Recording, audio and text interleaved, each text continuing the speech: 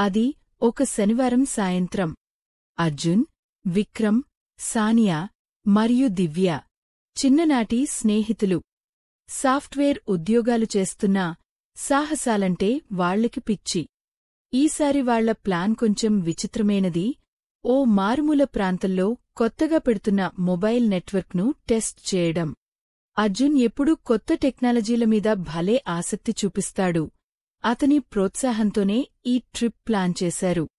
విక్రమ్ గ్రూపులో ధైర్యవంతుడు, ఎలాంటి సవాలుకైనా రెడీగా ఉంటాడు. సానియా అందరికంటే ఎక్కువ భయస్థురాలు అయినా స్నేహితుల కోసం ఏదైనా చేస్తుంది. ఇక దివ్య ప్రశాంతంగా, ఆలోచనాత్మకంగా ఉంటుంది. దేవభక్తి ఎక్కువ. అర్జున్, నిజంగా ఈ రూట్ కరెక్టేనా? ఒక్కటంటే ఒక్క ఊరు కూడా కనపడట్లేదే? కారు నడుపుతున్న విక్రమ్ అడిగాడు, స్టీరింగ్ వీల్పై చేతులు బిగిస్తూ. డోంట్ వర్రీ విక్కీ, జీపీఎస్ చూపిస్తోంది కదా. సిటీకి దూరంగా కొండల వెనుక ఉందట ఆ టెస్టింగ్ లొకేషన్. అందుకే సిగ్నల్స్ ఎలా ఉన్నాయో చూడాలి. అర్జున్ తన ఫోన్కేసి చూస్తూ అన్నాడు. సానియా వెనుక సీట్లోంచి, నాకు ఇప్పుడే కొంచెం టెన్షన్గా ఉంది. చీకటి పడుతోంది. దివ్య నవ్వి, ఏం కాదులే సానియా, మనం అందరం ఉన్నాం కదా. అయినా దేవుడు మనల్ని చూసుకుంటాడు అంటూ తన మెడలోని చిన్న ఆంజనేయస్వామి డాలర్ను తాకింది.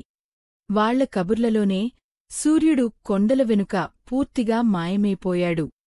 చిమ్మచికటి ఆ ప్రాంతాన్ని కమ్మేసింది. ఇంతలో అర్జున్ ఫోన్లోని జీపీఎస్ స్క్రీన్ ఫ్లికర్ అయి ఆగిపోయింది. ఓహ్ షిట్! సిగ్నల్ పోయింది. జీపీఎస్ కూడా పోయింది. అర్జున్ కంగారుగా అన్నాడు. ఏంటి? ఇప్పుడు దారెలా? విక్రమ్ కారు వేగం తగ్గించాడు. మిగతా అందరి ఫోన్లలోనూ అదే పరిస్థితి. No service. వాళ్లు ఒక మట్టిరోడ్డుపైకి వచ్చారు. ఆ దారి ఎక్కడికి తీసుకెళ్తుందో ఎవరికీ తెలియదు. వర్షం కూడా మొదలయ్యే సూచనలు కనిపించాయి. కారు హెడ్లైట్ల వెలుగులో ఆ మట్టి రోడ్డు మరింత భయంకరంగా తోచింది. ముందుకు వెళ్లడమా, వెనక్కి తిరగడమా తెలియని సందిగ్ధంలో పడ్డారు. కొన్ని నిమిషాలపాటు వాదించుకున్న తర్వాత దగ్గర్లో ఏదైనా పల్లెటూరు కనిపిస్తుందేమోనని ముందుకు వెళ్లడానికే ఫిక్స్ అయ్యారు. ఆ నిర్ణయమే వాళ్ల బతుకుల్ని మార్చేస్తుందని వాళ్లకి అప్పుడు ఏమాత్రం తెలీదు.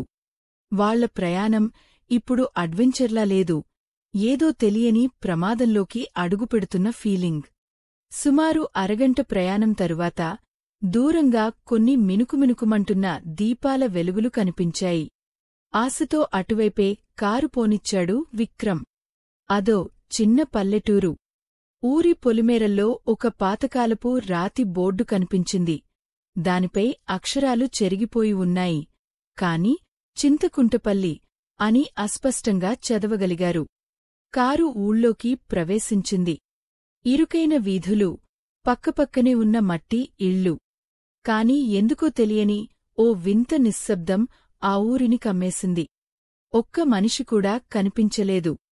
కొన్ని ఇళ్ల ముందు ముగ్గులున్నాయి, కొన్ని తలుపులకు పసుపు కుంకుమలున్నాయి, కాని ఎక్కడా జనసంచారం లేదు. గాలిలో ఏదో తెలియని వాసన. మట్టివాసన, లేక మరేదైనా కొత్తవాసన? వాళ్లకు అర్థం కాలేదు. హలో, ఎవరైనా ఉన్నారా? విక్రమ్ కారు దిగి గట్టిగా అరిచాడు. అతని గొంతు ఆ నిశ్శబ్దంలో ప్రతిధ్వనించింది తప్ప సమాధానం రాలేదు. ఈ ఊరు చాలా వింతగా ఉంది, సానియా భయంగా అంది, కారు అద్దంలోంచి చుట్టూ చూస్తూ. అర్జున్, రాత్రి బాగా అయింది కదా, బహుశా అందరూ పడుకుని ఉంటారేమో అన్నాడే కాని అతని గొంతులో కూడా ఏదో తెలియని కంగారు. ఒక ఇంటి ముందు చిన్న అరుగుమీద కొన్ని వస్తువులు కనిపించాయి. నూనె దీపాలు, నిమ్మకాయలు, మిరపకాయలు. ఎవరో పూజ చేసి పెట్టినట్టుగా ఉన్నాయి. ఆ వస్తువుల్ని చూస్తాంటేనే ఒళ్ళు జలధరించింది. దివ్యకు ఎందుకో తెలియని ఆందోళన మొదలైంది. ఆమె తన దండలోని ఆంజనేయస్వామి డాలర్ను మరింత గట్టిగా పట్టుకుంది. ఇక్కడ ఉండటం మంచిది కాదనిపిస్తోంది. దివ్య నెమ్మదిగా అంది. మనం వెనక్కి వెళ్ళిపోదాం, పదండి. వెనక్కి ఎలా వెళ్తాం దివ్యా? దారి తెలీదు, సిగ్నల్ లేదు. కనీసం ఈ రాత్రికి ఇక్కడ ఎక్కడైనా తలదాచుకుని పొద్దున్నే దారి వెతుక్కోవచ్చు అర్జున్ అన్నాడు, ధైర్యం తెచ్చుకోవడానికి ప్రయత్నిస్తూ. వాళ్లు నెమ్మదిగా కారును ఊరి మధ్యలోకి పోనిచ్చారు. అక్కడొక పెద్ద మర్రిచెట్టు. దాని కింద ఒక పాడుబడిన గుడిలాంటి నిర్మాణం. ఆ గుడి తలుపులు మూసి ఉన్నాయి. ఆ ప్రదేశమంతా ఏదో తెలియని శక్తి ఆవహించిన ఫీలింగ్ కలిగింది. ఇంతలో ఒక్కసారిగా అన్ని దీపాలు ఆరిపోయాయి. పూర్తి చీకటి. కారు హెడ్లైట్లు తప్ప మరో వెలుగులేదు. వాళ్ల గుండెలు ఒక్కసారిగా ఆగిపోయినంత పనైంది. గాలికూడా ఆగిపోయినట్టు ఊపిరి తీసుకోవడమే కష్టమైంది. ఆ నిశ్శబ్దం, ఆ చీకటి ఏదో ఘోరం జరగబోతోందన్న హెచ్చరికలా తోచింది. చింతకుంటపల్లి వాళ్లని తనలోకి పిలిచిందా, లేక బంధించేసిందా? సెక్షన్ 3 అర్ధరాత్రి అతిథులు. సరిగ్గా అర్ధరాత్రి సమయం. కారులోనే ఉండిపోవాలని నిర్ణయించుకున్న నలుగురికి కంటిమీద కునుకులేదు. బయట చిమ్మచికటి, అప్పుడప్పుడు వింత శబ్దాలు. సానియా భయంతో వణికిపోతోంది. విక్రమ్ ధైర్యం నటిస్తున్నా అతని కళ్లల్లో ఆందోళన స్పష్టంగా కనిపిస్తోంది. అకస్మాత్తుగా కారు చుట్టూ ఎవరో నడుస్తున్న అలికిడైంది. నలుగురు ఉలిక్కిపడ్డారు. కారు అద్దాలమీద ఎవరో గోళ్లతో గీస్తున్నట్టు చప్పుడు. బయట చూస్తే ఎవరూ లేరు. కాని ఆ శబ్దాలు మాత్రం ఆగలేదు. ఎవరిది? విక్రమ్ గట్టిగా అరిచాడు. సమాధానం లేదు. కొద్దిసేపటి తర్వాత కారు వెనుక అద్దమీద ఎవరో వేలితో ఏదో రాస్తున్నట్టు అనిపించింది. టార్చ్ వేసి చూస్తే రక్తం. రక్తంతో రాసిన అక్షరాలు. బలి. బలి కావాలి. ఆ పదాలు చూసి నలుగురి ఒంట్లో రక్తం గడ్డకట్టుకుపోయింది. సానియా గట్టిగా కేక వేసింది. ఇది నిజం కాదు. మన భ్రమేమో? అర్జున్ అన్నాడు. కాని అతని గొంతు వణికింది. అంతలోనే కారు తలుపుల్ని ఎవరో బలవంతంగా లాగుతున్నట్టు పెద్ద పెద్ద శబ్దాలు. కారు మొత్తం ఆగిపోవడం మొదలైంది. బయటనుంచి వికృతమైన నవ్వులు, ఏడుపులు కలగలిసిన అరుపులు. అవి మనుషుల గొంతుల్లా లేవు. గాలిలో ఏదో చెడ్డవాసన. మనం ఇక్కడినుంచి వెంటనే పారిపోవాలి. విక్రమ్ కారు స్టార్ట్ చేయడానికి ప్రయత్నించాడు. కాని కారు స్టార్ట్ అవ్వలేదు. ఎన్నిసార్లు ప్రయత్నించినా అంతే. అప్పుడు వాళ్ల కళ్ల ముందే గాలిలోంచి కొన్ని ఆకారాలు ప్రత్యక్షమయ్యాయి. అవి మనుషుల్లా లేవు. నీడల్లా, పొగల్లా. వాటికి సరైన రూపం లేదు. కాని వాటి కళ్ళు మాత్రం నిప్పుల్లా మెరుస్తున్నాయి. అవి కారు చుట్టూ చేరి కిటికీల గుండా లోపలికి చూస్తున్నాయి. వాటి చూపుల్లో ఆకలి, క్రూరత్వం. ఒక ఆకారం ఇంకొంచెం స్పష్టంగా కారు ముందు నిలబడి గాలిలో తేలుతూ పిలగా, కాని స్పష్టంగా అంది, ఈ చింతకుంటపల్లి శాపగ్రస్తమైనది. ఇక్కడికి వచ్చినవాళ్లు ప్రాణాలతో తిరిగి వెళ్లాలంటే మా ఆకలి తీర్చాలి. మీలో ఒకరు మాకు ఆహారం కావాలి. ఒకరి ప్రాణం బలిగా ఇవ్వాలి. అప్పుడే మిగిలినవారికి విముక్తి. ఆ మాటలు విన్న నలుగురికి కాళ్ల కింద భూమి కదిలినట్టయింది. బలి? మనుషుల్ని బలి అడుగుతున్నాయా? ఇది ఏ విధమైన నరకం? వాళ్ల మెదళ్ళు మొద్దుబారిపోయాయి. భయంతో నోట మాట రాలేదు. ఆ దెయ్యాలలాంటి ఆకారాలు కారు చుట్టూ తిరుగుతూ వాళ్లను మరింత భయపెడుతున్నాయి.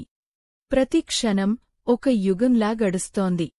ఇప్పుడు వారి ముందున్నది దారి కనుక్కోవడం కాదు, ప్రాణాలు దక్కించుకోవడం. కాని ఎలా? ఆ అదృశ్య శక్తుల డిమాండ్ చాలా భయంకరమైనది.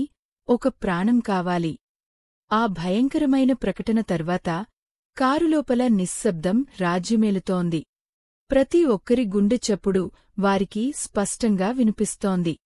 ఎవరు మాట్లాడాలి? ఏం మాట్లాడాలి?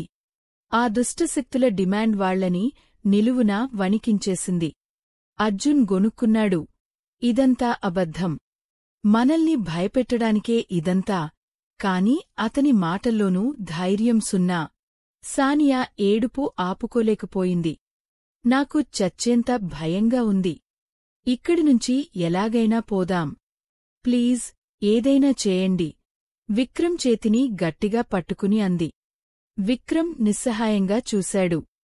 కారు స్టార్ట్ అవ్వట్లేదు సానియా. బయట ఆ శక్తులు మనల్ని వదలట్లేదు. దివ్య కళ్ళు మూసుకుని ఏవో మంత్రాలు చదవడం మొదలుపెట్టింది. పెదాలు కదులుతున్నాయేగాని శబ్దం బయటకు రావట్లేదు. ఆమె ముఖంలో భయం, ఆర్తి కొట్టొచ్చినట్టు కనిపిస్తున్నాయి. బలివ్వడమా? మనలో ఒకరి ప్రాణం తీయాలా? అస్సలు జరగదు. మనం నలుగురం ఫ్రెండ్స్. ఒకరినొకరం ఎలా? అర్జున్ మాట పూర్తి చేయలేకపోయాడు. ఆ ఆలోచనే అతనికి కంపరం పుట్టించింది. కాని బయట ఆకారాలు ఇంకా రెచ్చిపోతున్నాయి. కారు అద్దాలపై గట్టిగా కొడుతూ, వికృతమైన శబ్దాలు చేస్తూ వారిని మానసికంగా హింసిస్తున్నాయి. ఒకానొక టైంలో కారు పైకప్పుమీద ఏదో బరువైన వస్తువు పడ్డట్టు పెద్ద చప్పుడొచ్చింది. నలుగురూ గట్టిగా అరిచారు. సమయం గడుస్తున్న కొద్దీ వారిలోని ఆశ తగ్గిపోతోంది. నిస్సహాయత వాళ్లని చుట్టుముట్టేసింది. ఒకరి ముఖం ఒకరు చూసుకున్నారు. ఎవరి కళ్లల్లోనూ పరిష్కారం కనిపించలేదు. ఆ క్షణంలో స్నేహం, నమ్మకం అన్నిటినీ ఆ భయం కబళించేస్తున్నట్టుంది. మనం ఏదో ఒకటి చేయాలి. ఇలాగే కూర్చుంటే తెల్లారేసరికి మనమందరం. విక్రమ్ మాట పూర్తి చేయలేకపోయాడు. అర్జున్, బహుశా అవి నిజంగానే బలి కోరుతున్నాయేమో. మరింకేదైనా దారి ఉండుంటుంది కదా? అతని మాటల్లోని అంతరార్థం మిగిలిన ముగ్గురికీ అర్థమైంది. ఎవరిని బలివ్వాలి? ఈ ప్రశ్న వారి మధ్య ఒక అగాధాన్ని సృష్టించింది. సానియా భయంతో వణికిపోతూ, నన్ను కాదు, దయచేసి నన్ను వదిలేయండి అని వెక్కి వెక్కి ఏడ్చింది. ఆ మాటలు విన్న మిగతా వాళ్ల గుండెలు బద్దలైనట్టయింది. పరిస్థితి ఎంత దారుణంగా తయారైందో వారికి అర్థమైంది. ప్రాణభయం వాళ్ల మధ్య అపనమ్మకాన్ని రాజేస్తోంది. స్నేహితులు శత్రువులుగా మారే పరిస్థితి. ఆ చీకటి రాత్రి, ఆ శాపగ్రస్తమైన ఊళ్ళో వాళ్లు కేవలం దెయ్యాలతోనే కాదు, వాళ్లలోని బలహీనతలతో కూడా యుద్ధం చేస్తున్నారు.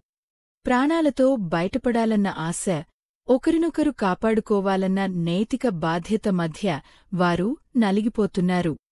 ఆ పోరాటంలో గెలుపెవరిదో, బలి ఎవరిదో తేల్చుకోలేని దిక్కుతోచని స్థితిలో పడిపోయారు. మొదటి కాల్ టు యాక్షన్ CTA 1. ఇలాంటి పరిస్థితుల్లో మీరే చిక్కుకుంటే ఏం చేస్తారు? మీ ఫ్రెండ్స్ ప్రాణాల కోసం ఎంత దూరం వెళ్తారు? మీ అభిప్రాయాల్ని కామెంట్స్లో చెప్పండి. ఇలాంటి మరిన్ని థ్రిల్లింగ్ కథల కోసం మా ఛానల్కి సబ్స్క్రైబ్ చేసుకోవడం అస్సలు మర్చిపోకండి. సరే, ఇక కథలోకి వెళ్దాం. ఇలాంటి పరిస్థితుల్లో మీరే చిక్కుకుంటే ఏం చేస్తారు? మీ ఫ్రెండ్స్ ప్రాణాల కోసం ఎంత దూరం వెళ్తారు? మీ అభిప్రాయాల్ని కామెంట్స్లో చెప్పండి. ఇలాంటి మరిన్ని థ్రిల్లింగ్ కథల కోసం మా ఛానల్కి సబ్స్క్రైబ్ చేసుకోవడం అస్సలు మర్చిపోకండి. సరే, ఇక కథలోకి వెళ్దాం. ఆ భయంకరమైన వాతావరణంలో అందరూ నీరసించిపోతున్న టైంలో దివ్య కళ్ళు తెరిచింది. ఆమె ముఖంలో ఏదో తెలియని దృఢ సంకల్పం కనిపించింది. చిన్నప్పటినుంచి వాళ్ల అమ్మమ్మ నేర్పిన ఓ శాంతిమంత్రం ఆమెకు గుర్తొచ్చింది. ఎలాంటి ఆపద వచ్చినా ఈ మంత్రం జపిస్తే మనశ్శాంతి దొరుకుతుందని, చెడ్డ శక్తులు పారిపోతాయని అమ్మమ్మ చెప్పేది. ఇన్నాళ్లు అదొక నమ్మకం మాత్రమే, కాని ఇప్పుడు అదే ఆమె చేతిలో ఉన్న ఏకైక ఆయుధం. దివ్య గట్టిగా ఊపిరి పీల్చుకుంది. తన మెడలోని ఆంజనేయస్వామి డాలర్ను గట్టిగా పట్టుకుని, కళ్ళు మూసుకుని బిగ్గరగా మంత్రాన్ని జపించడం మొదలుపెట్టింది. ఓం శాంతి, శాంతి, శాంతాంహ. ఆమె గొంతు మొదట వణికినా నెమ్మదిగా స్థిరపడింది. ఆ మంత్రం ఆ కారులో, ఆ నిశ్శబ్దంలో చాలా స్పష్టంగా వినిపిస్తోంది. అర్జున్, విక్రమ్, సానియా ఆశ్చర్యంగా ఆమెనే చూస్తున్నారు. దివ్యమంత్రం చదువుతున్న కొద్దీ కారు బయట ఉన్న ఆ వింత ఆకారాలు ఒక్కసారిగా అటూ ఇటూ కదలడం మొదలుపెట్టాయి. వాటి భయంకరమైన అరుపులు తగ్గాయి. ఏదో తెలియని బాధతో అవి మూలుగుతున్నట్టున్నాయి. కారుపై పడుతున్న ఒత్తిడి తగ్గింది. దివ్య ఏకాగ్రత చెదరకుండా మరింత బిగ్గరగా దేవుడిమీద పూర్తి నమ్మకంతో మంత్రాన్ని కొనసాగించింది. ఓం శాంతి శాంతి శాంతాంహ. అద్భుతం! ఆ మంత్రశక్తికి ఆకారాలు నెమ్మదిగా వెనక్కిపోవడం మొదలుపెట్టాయి. వాటి ఎర్రటి కళ్లలోని క్రూరత్వం పోయి ఏదో తెలియని బాధ కనిపించింది. ఆ పొగలాంటి రూపాలు ఇంకా అస్పష్టంగా మారిపోయాయి. కొన్ని నిమిషాల తరువాత ఆ ఆకారాలన్నీ ఒక్కసారిగా ఒకచోట చేరాయి. ఆ చీకటి రూపం మెల్లగా రూపాంతరం చెందడం మొదలైంది. దానినుండి వికృతమైన అరుపులకు బదులు ఓ చిన్నారి ఏడుపు వినిపించింది. ఆ పొగ కరిగిపోయి అక్కడో చిన్న పాప కన్నీళ్లతో నిలబడి ఉంది. ఆమె ముఖంలో అమాయకత్వం, మాటల్లో చెప్పలేని దుంహకం. ఆ పాప గొంతులోంచి పీలగా మాటలొచ్చాయి. మాకు శాపం. ఈ ఊరికి శాపం. మమ్మల్ని బంధించారు. మాకు ఆకలి కాదు. మాకు విడుదల కావాలి. ఆ మాటలు చెబుతూ ఆ పాప ఆకారం గాలిలో కలిసిపోయింది. ఆమె మాయమవగానే చుట్టూ ఉన్న భయానక వాతావరణం ఒక్కసారిగా తేలికపడ్డట్టయింది. గాలి ప్రశాంతంగా వీచింది. కారు ఇంజన్ దగ్గర చిన్న శబ్దం వచ్చింది. విక్రమ్ వెంటనే కీ తిప్పాడు. అద్భుతం! కారు స్టార్ట్ అయింది. నలుగురూ ఒకరి ముఖాలు ఒకరు చూసుకున్నారు. వారి కళ్లల్లో ఆశ్చర్యం, నమ్మలేని ఓ భావం, కొద్దిగా ఆశ. దివ్య ప్రార్థన ఫలించింది. ఆ శాంతిమంత్రం వాళ్లని కాపాడటమే కాదు, ఆ బందీ అయిన ఆత్మలకు కూడా ఏదో దారి చూపించినట్టుంది. పొద్దుపొడుస్తున్న వెలుగులు దూరంగా కనిపించాయి. వాళ్లు వెంటనే కారును వెనక్కి తిప్పి వచ్చిన దారిలోనే వేగంగా బయలుదేరారు. చింతకుంటపల్లిని వెనక్కి వదిలేస్తూ, లేదా వదిలేస్తున్నామని అనుకుంటూ. సూర్యోదయం అవుతుండగా వాళ్లు చింతకుంటపల్లినుంచి చాలా దూరం వచ్చేశారు. కారులో ఎవరూ ఒక్కమాట కూడా మాట్లాడలేదు. రాత్రి జరిగిన సంఘటనలు వారి మనసుల్లో ఇంకా సజీవంగా ఉన్నాయి. అది నిజమా, కల అని తేల్చుకోలేని పరిస్థితి. కాని వాళ్ల ఒంటిమీద గీతలు, కారు అద్దాలపై ఇంకా మిగిలున్న రక్తపు మరకలు, అవి వాళ్ల భ్రమ కాదని చెబుతున్నాయి. మెయిన్ రోడ్డు కనిపించగానే నలుగురూ ఒక్కసారిగా గట్టిగా ఊపిరి పీల్చుకున్నారు. ప్రాణాలతో బయటపడ్డామన్న సంతోషం వాళ్ల ముఖాల్లో కనిపించింది. కాని ఆ భయం నీడలు ఇంకా వాళ్లని వెంటాడుతూనే ఉన్నాయి. మనం పోలీసులకు చెప్పాలా? సానియా వణుకుతున్న గొంతుతో అడిగింది. విక్రమ్ తల అడ్డంగా ఊపాడు. ఎవరు నమ్ముతారు మనల్ని? దెయ్యాలు, బలి అంటామా? మనల్నే పిచ్చోళ్ల కింద చూస్తారు. అర్జున్ ఫోన్ తీసి చూశాడు. సిగ్నల్స్ వస్తున్నాయి. వెంటనే మ్యాప్స్ ఓపెన్ చేసి చింతకుంటపల్లి అని టైప్ చేశాడు. దొరకలేదు. మళ్ళీ ట్రై చేశాడు. ఆ పేరుతో ఏ ఊరూ మ్యాప్స్లో లేదు. చుట్టుపక్కల ప్రాంతాల్లో వెతికినా అలాంటి ఊరి జాడే లేదు. ఇదేంటి? ఆ ఊరు మ్యాప్స్లో కూడా లేదా? అర్జున్ షాక్ అవుతూ అన్నాడు. మిగిలినవాళ్లు కూడా తమ ఫోన్లలో ట్రై చేశారు.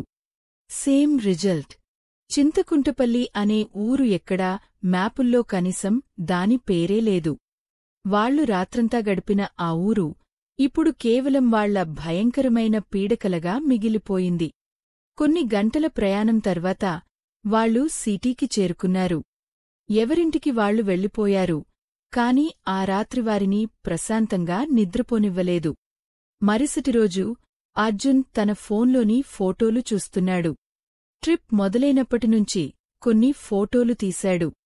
చిత్రంగా చింతకుంటపల్లిలో ఆ భయంకరమైన పరిస్థితుల్లో అతని ఫోన్ అనుకోకుండా ఓ ఫోటో క్లిక్ చేసింది. అది పూర్తిగా నల్లగా ఉంది. ఒక్క నిమిషం. ఆ చీకట్లో ఫోటో చివర 2 ఎర్రటి చుక్కలు మెరుస్తున్నాయి. జూమ్ చేసి చూశాడు. అవి కళ్ళు. ఆ దెయ్యపు ఆకారాల కళ్ళు. అవి ఫోటోలో పడ్డాయ్. అర్జున్ గుండె దడదడలాడింది. వెంటనే విక్రమ్కు ఫోన్ చేసి విషయం చెప్పాడు. విక్రమ్, సానియా, దివ్య అందరూ షాక్ అయ్యారు. ఆ ఫోటో భయంకరమైన సాక్ష్యం. కాని అంతకన్నా దారుణమైన నిజం వాళ్లకోసం ఎదురుచూస్తోంది. ఆ రాత్రినుంచి వాళ్లలో ప్రతి ఒక్కరికీ వింత అనుభవాలు మొదలయ్యాయి. ఇంట్లో వస్తువులు అవే కదలడం, అర్ధరాత్రి వింత శబ్దాలు, నీడలు కనిపించడం.